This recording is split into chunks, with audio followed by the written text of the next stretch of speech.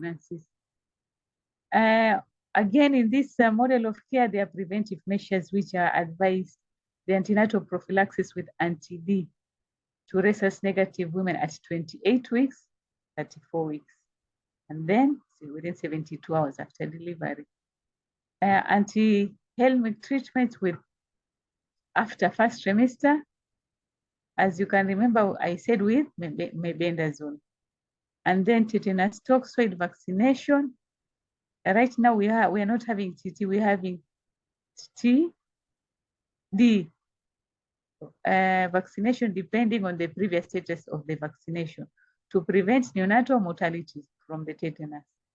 And the antimalarial prophylaxis to start from 13 weeks gestation, and then after every 4 weeks until 40 weeks.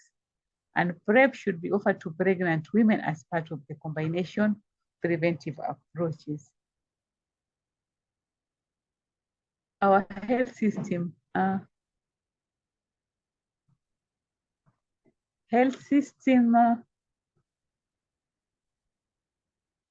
utilization of quality of care.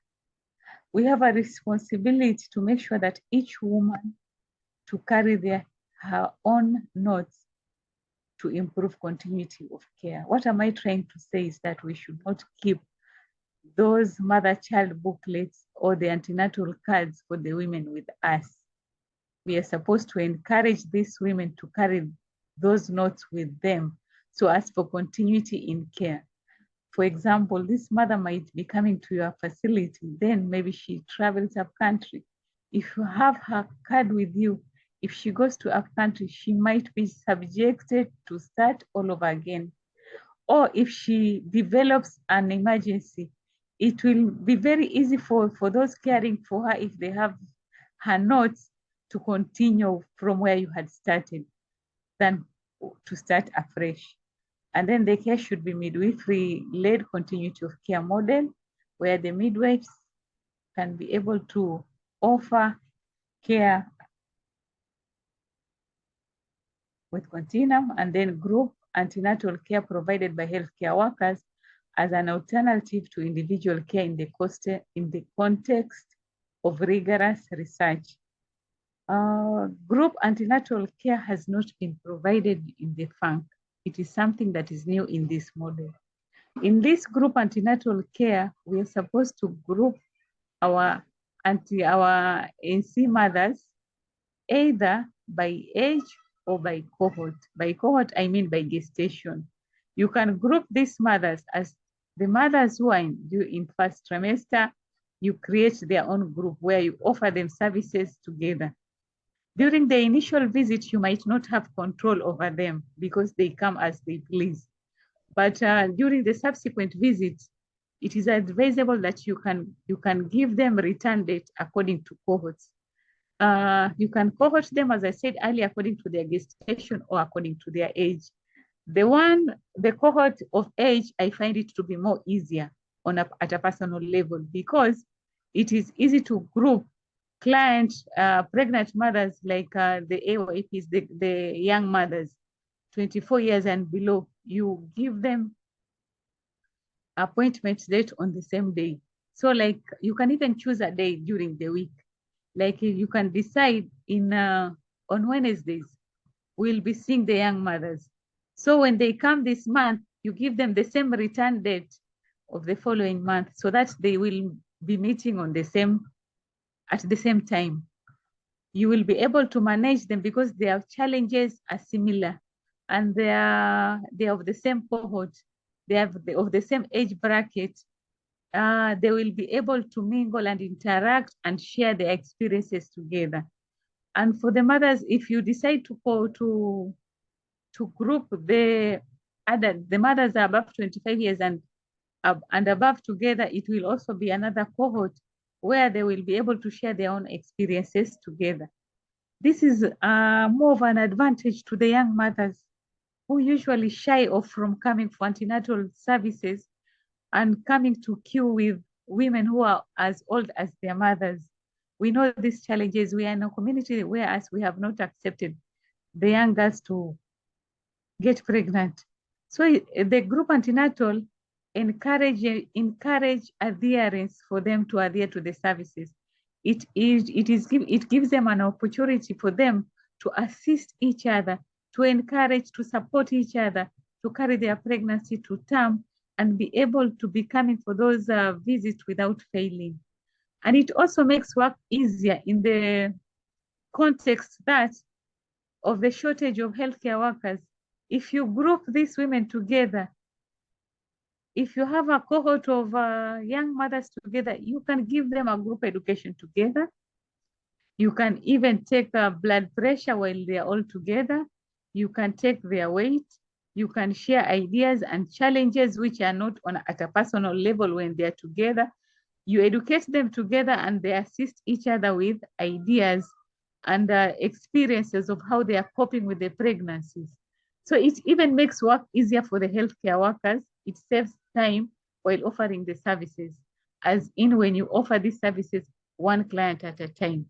There is a part that you might need to offer them at a personal level where you offer one-to-one, but at least a portion of the services of the care would have been given as a group. And then there is task sharing, the promotion of health-related behavior by auxiliary nurses, doctors, and midwives. Meaning, in this approach, there is teamwork. We all come together, we share tasks of a common cause. And then we are told policymakers to support interventions and recruitment and retain qualified healthcare workers in rural and remote areas. In our context, even our rural areas and hard to reach areas are having healthcare workers, but the issue is shortage. Maybe that is what we need to look into. And then the antenatal care model with minimum 8 contacts are recommended to reduce perinatal mortalities to improve women experience of care, as I had said earlier. So in this model, we also reminded of the high-risk pregnancies. We are reminded that a high-risk pregnancy is the one which is complicated by factor or factors that affect the pregnancy outcome. Outcome for both the mother and the neonate, or it could be both. High-risk pregnancy can have serious maternal, obstetric, and neonatal complications if left undetected.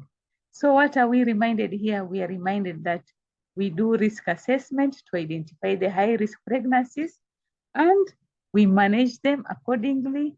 If you're in a level of a facility where you cannot manage, we are supposed to do timely referrals.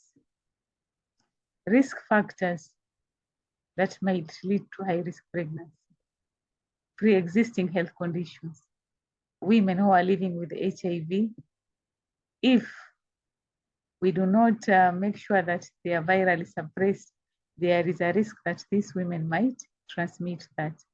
But the other risk that we also need to care for, women who are having hypertension, as I said earlier, diabetes, and other health conditions, heart conditions,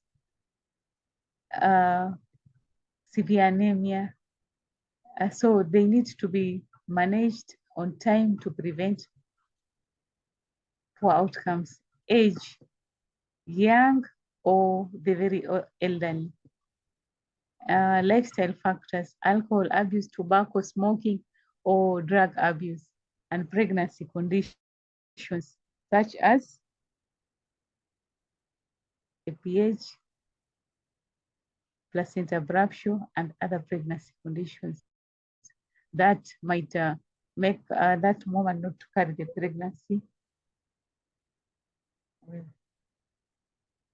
And then management and prevention is tailored specific to the existing medical disorder. Risk assessment, we are supposed to do it at every visit and on time to help us predict which women are more likely to experience health events and enable providers administer risk-appropriate perinatal care, and effective communication, control, and early detection.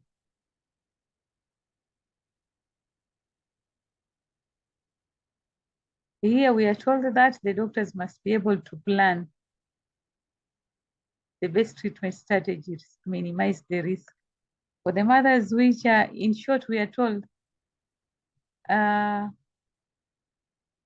timely management and timely decision making for mode of delivery so as to prevent morbidities for the mothers and the babies. There is something else which was also not in the previous model of care, FUNC, which has been introduced in the new model of care, WHO 2016, is maternity open days.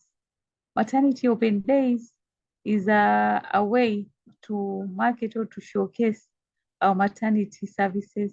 This concept was introduced by WHO in 2019. The aim is so that facilities to showcase the maternal health services and to increase uptake of services from antenatal to skilled deliveries and to postnatal services. For these maternity open days, usually mothers are booked on scheduled days where they come, they are given health education about the services that are being offered, maternal services that are being offered in those facilities. Maternity open days are conducted in facilities which are offering delivery services, first to start with. So you schedule these maternity open days in facilities which are offering delivery services so as to educate the clients. They can even come with their spouses about the delivery services, the maternal health services that you are offering. You also give them an orientation of the facility, the delivery facilities. This is an opportunity for you to educate them about all the good services that you are offering, the mode of payment, the timing of your services, and it's also an opportunity to educate these mothers on the signs of labor and when to come and how the support that they are going to get. It is also an opportunity for those mothers to meet the healthcare workers who will be who will deliver them when they come for deliveries. So this is more of a marketing strategy, but on a good cost to us to increase our skill deliveries, have these mothers deliver in our health facilities, have a skilled delivery and prevent morbidity and mortality. So this is an opportunity for us to showcase what we can offer.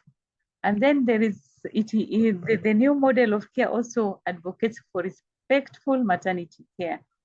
What is respectful maternity care? This is the care provided to all women in a manner that maintains their dignity, privacy, confidentiality. It also ensures freedom from harm, mistreatment, enables informed choice, and continuous support during labor and childbirth. This, if you can see from that point, all these are the rights, a client's rights. They have a right to dignity. So they have every right. We are supposed to offer the maternity care in a way that we will preserve their dignity. We are not supposed to shout at them. We are not supposed to use bad language. In short, I usually put this point. I usually tell people that you treat that client the way you would want to be treated, or the way you want your relative or your very close relative to be treated. If you are a man, the way you would want your wife or your daughter or your sister to be treated. This is where we are supposed to offer privacy and confidentiality. They should not deliver in an open space where there is no privacy. Even relatives to other clients can see them. We should offer them, we should ensure there is freedom from harm and mistreatment. And in this respectful maternity care, it also advocates for a birth companion, which is also in the reproductive health policy. they should have a birth companion who can be the spouse, it can be the mother,